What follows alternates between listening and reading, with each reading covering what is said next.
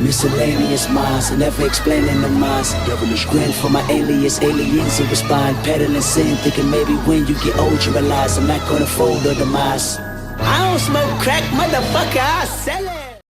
What is going on, everybody? This is the Miscellaneous Minds podcast. I'm your co-host, Boom Arigato, the cat that hands your welterweight champion back. And to my left over here is the main man, Ace Houston Nero, the man that makes the fat stacks. Together we form the dynamic duo that won't die. Deadly ideas, blood, and spicier content than your girls' only fans. What is going on, everybody? Before we get into tonight's topic, please make sure to like, comment, hate, subscribe, DM us about the bullshit. And with that, let's get right into it. Listen, the reviews were out. If you go on the UFC Instagram page and you guys go into the comment section about this particular pay-per-view, you guys know it wasn't the best. That being said, listen, I want to make sure we brought you the results, kind of brought you what our thoughts were from the three main event fights. Listen, it mostly went down as exactly like we said. Paddy the Baddy took out his opponent via a choke, and he actually choked him out to the point where he actually passed out. Again, listen, Bobby Green is a great individual, great fighter, but I did say it in my previous review of the fight, right before the fight happened. He's a gatekeeper. And I don't want to disrespect that man in any way, shape, or form. I think he's a great fighter, great MMA artist. But listen, he's a gatekeeper, And Paddy the Pimlet looked great, if I'm being honest. After he choked him out, I'll be honest with you, it was very smooth and very silky the way that he laid in the submission. Green essentially kind of walked into it, and then smooth as butter, my man Paddy locked it in phenomenally, and then he put him down. Again, listen, as I said before, Bobby Green is a great man, great MMA artist, a gatekeeper, and I feel like this was a above quality win for Paddy. Especially given that in his last couple fights he hasn't been looking great, so I'm gonna rate it an above average win for him.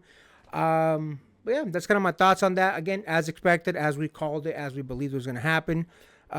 Decent win for Paddy the Baddy. What do you think about that, my man?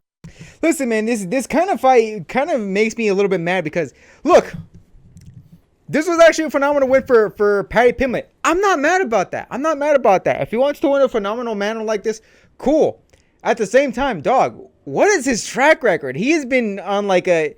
Look, I said in our initial fire review that Paddy Pimlet gets results.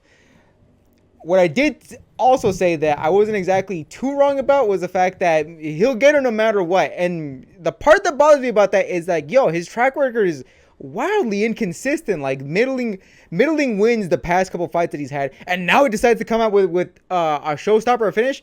I'm not mad about that, but my thing is like, dog, why couldn't you bring this out every single time? Especially, look, you had a middling win against Tony Ferguson. You had prime opportunity to be an absolute showstopper and give an absolute exhibition on the match, and now you decide to do it against Bobby Green? That's such a wild, like... Again, out of all the people, Bobby Green is the person you decide to show out for? Like, it's so weird, man. It's like... It's one of those things where I want to like Paddy Pimlet, but like when I want to like him, he doesn't give me anything. When I want to start hating on the man, that's when he decides to show out for me.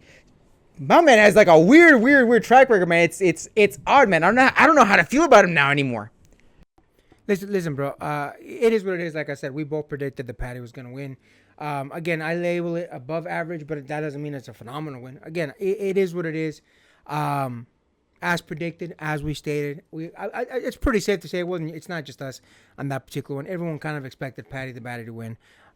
It's just, Bobby Green's a great dude, but he's just not that dude. Okay, now let's move on to the next one. Tom Aspinall versus Curtis Blades.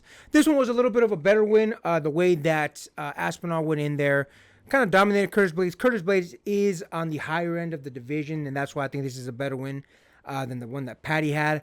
I think Aspinall went in there. He did his thing. First round, he looked good. That being said, listen, I have my feelings about Aspinall. I've said the man is like stale bread. And again, I know that sounds like I'm disrespecting him. I really don't want to disrespect him, but the man doesn't have any sort of persona. He doesn't have a character. He doesn't have like something that makes him stand out. It's a decent win. It's a great win for him. But it's one of those things where like it happened. That thing it occurred. It went on. But you don't feel like, oh man, this was the one of the greatest victories. Like, no, it happened. It was good. It was decent. And listen, I'll be honest with you.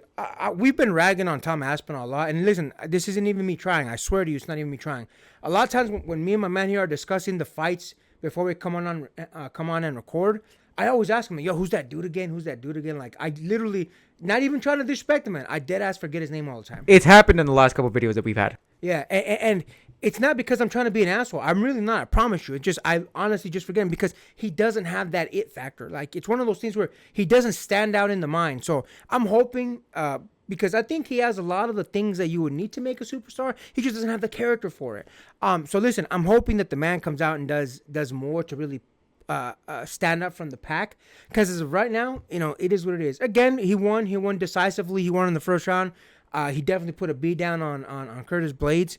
So, good for him. Great win. I'm hoping to see a lot more, and I'm hoping to see, a better persona, a better character come out of Tom Aspinall. But what do you think about that, my man? Listen, man, this is gonna sound really controversial. Again, it's gonna make it seem like we're harping on a man, but look, I'm gonna give you my honest opinion about this fight. This isn't anything to say about Tom Aspinall. In fact, I'll even give it to you right now. I'll give you something that I actually liked about Tom Aspinall. He was very opportunistic when he saw blood in the water. He knew he was a man on a mission. He absolutely went in on there. The thing that I want to say about that is that, look, if I'm going to be 100% honest with you here, Curtis Blades had a slip. This isn't a knock on Tom Aspinall. This isn't a knock on Curtis Blades. It was an unfortunate thing. It happened. The important thing about this is that Tom Aspinall knew he had a chance. He didn't fumble. He went on there like a man on a mission, like a man possessed. He saw a target. He went on it, and he didn't let up on Curtis Blades at all. This is not a knock on Tom Aspinall. The only thing that I think is more of a knock on Aspinall is that he got him on a TKO and not necessarily a KO, which again, it's not a knock on it. It's not a knock on his knockout power. It's just, look, if we want to make an honest commentary about the fight, it was more of the fact that Tom Aspinall picked up a very inopportune mistake on Curtis Blades' part. And you can hate on me all you want. Nitpicking. You're nitpicking. Fine. I'll give you it's a nitpick. I don't think this was a super. All right, fine. I'll give it to you. It's a nitpick. It's a nitpick. I'll give it to you. I just didn't think, as dominant it was, I don't think it was more so Tom Aspinall dominating fight. I think it was he caught Curtis Blades on the mistake that Curtis Blades had. It was unfortunate. But look, I'll give it to you. Tom Aspinall was absolutely opportunistic, and I can't fault the man. I'll give him that. He is opportunistic, and he saw that. I will give it to him. It was a dominant performance. I think it was more so on Curtis Blades making a mistake more so than Tom Aspinall was the better fighter. If that fight didn't happen, do I think Tom Aspinall would dominate it? Absolutely. I would think that Tom Aspinall would dominate the fight. But I do think the round 1 TKO is going to be the unfortunate mischaracterization of what actually happened in the fight once we get further away from this fight and we actually start looking at the stats from a grander perspective. That's all I'm saying. No, I agree with you. People are gonna say, "Oh, if you remember, he beat Curtis Blades in round 1." Like, yeah, but not in an ideal way. So I understand what you're saying. The reason I called it a nitpick is because, listen, man, to say he got a TKO, not a KO. Listen, the referee wasn't gonna let the man do much more. When the referee gets in there, if he stops it because he thinks, look, man, the other guy just can't continue, it's not gonna be in his benefit. What can you do? You can't. Very few people can do what Alex Pereira says and says, "Ref, back the fuck off." You gotta listen to the ref, man. So that just goes to show you how different of a man Alex Pereira is. But listen, it is what it is. It was a win. Again, I'm hoping the man shows out a little bit more. I'm hoping he kind of steps up to the plate. Persona-wise, character-wise, he needs to put himself out there more. He needs to talk a little bit more shit. He needs to get up in people's faces. He needs to demand that Jones fight, so on and so forth. Now let's move on to the fight of the night. And when I say fight of the night, I mean the final fight, because listen, it went to decision as everyone predicted. I mean, no one was predicting a knockout here. Just like I said in a previous one, I said it's probably gonna go to decision. I did end up originally picking Leon, so I'll say that from the get-go. It went to Bilal. But listen, man, I'm not in any way, shape, or form faulting Bilal. If you go back and you watch, I believe it was near the end of our prediction, I did say that it could go either way, but I ended up saying I'm just going to lean towards Leon. The reason I say that is because, listen, people don't like Bilal because they say he's boring. He doesn't knock people out. He goes to decision like 99% of the time, which is factually true. I'll give you guys that. He does go to decision way more than he ever gets a stoppage. So I'll give you guys that right from the get-go. But the reason that I think people, I'm going to give you guys a similar in the boxing world. Shakur Stevenson, phenomenal boxer, great technician, very strategic, so on and so forth. But when you go out there and you're like, I'm going to knock this man out, I'm going to beat the crap out of him, blah, blah, and then you go in there and you get a decision, and you tap the man all throughout, that's not saying you're going to knock out. And that's what Leon and Bilal were both doing. I'm going to knock the man out. I'm going to knock him out. We already have an MMA equivalent. It's Sean Strickland. Every time he says that, oh, we're going to have a war in there, and it turns out it just goes to decision. Like his last fight against Paulo Costa. That we have an MMA equivalent. I mean, I don't think that's a 1-to-1 equivalent, but I get what you're saying.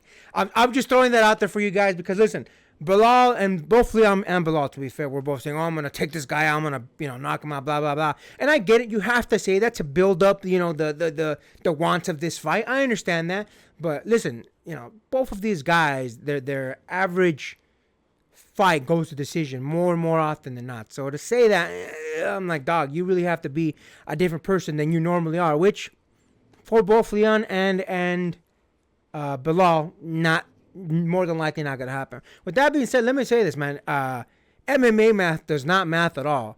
The fact that Leon beat Kamaru Usman twice, and now Leon gets beat by Bilal, is wild. Keep in mind, Leon beat Kobe, Leon beat Usman, and now Bilal comes and beats Leon. It's wild, bro. MMA math is crazy. What do you think about that, my man? Listen, man, I definitely do agree. It's not exactly the best showing, especially if it's on the main event of the card, and especially after since Leon hit Kamaru Usman with the 2-fight streak against. Look, I still hold the opinion that the first fight was decisive, and that Leon Edwards didn't really have to try all that much because, again, the judges usually favor the champions once going into a fight, judging it. If it goes to distance, they usually judge in the favor of the champion more often than not. And it looks like in this instance, they kind of favor the challenger. I don't know why that is. So I think it is a bit wild that it happened in the way that it did. And yeah, it's the welterweight is in such a weird position. I'll even throw heavyweight in that mix too. Like it's such a weird free fall that the mix of fighters that are actually in contention for the title, or hell, even in the conversation right now, it's in a very weird spot. Welterweight and heavyweight are both in that odd. They both have weird spots with their champions right now that we kind of have to pussyfoot a little bit with our language as to what we think is happening and what we think is actually happening, what we think should happen. And the reality is that we kind of have to. It's a weird discussion all around. To say that Bilal by transfer properties is better than a Kamaru Usman, that's such a weird statement to really think about, especially if you want to say that. To say Bilal is better than Leon, weird, but that's the state of the world right now. And to say that the Leon that beat Kamaru couldn't beat Bilal, also weird. In what decision? Fine, but at the end of the day, if the judges are seeing something that I don't see, at the end of the day, they have the decision power that, again, I can't influence them. They saw something that I didn't, and they think that Bilal is the welterweight champion. And at the end of the day, whether I agree with it or not, I have to come face to face with those facts. It's ugly, but it is what it is. Listen, man, there's a point where Bilal dropped Leon on his head.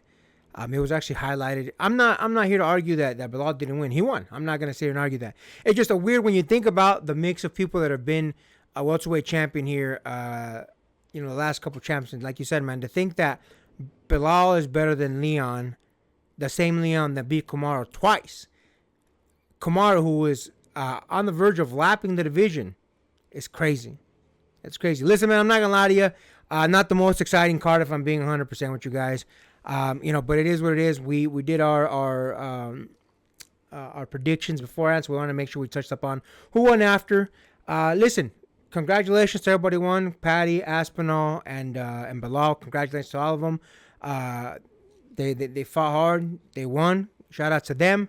We'll see. We'll see how they all do moving forward. Again, I have different paths that I'd like to see them all go down, but we'll see. We'll see how it goes. Most of these divisions, with the exception of one or two, are in weird spots, depending on who's going to be the champion moving forward or who the challengers are going to be. But look, it is what it is, and that's why we're here, to give you the breakdown, give you our thoughts, and let you know what's going to happen next. And with that, make sure to like, comment, hate, subscribe, DM us about the bullshit, and Until next time, get rest and stay blessed. We'll see you on the next one.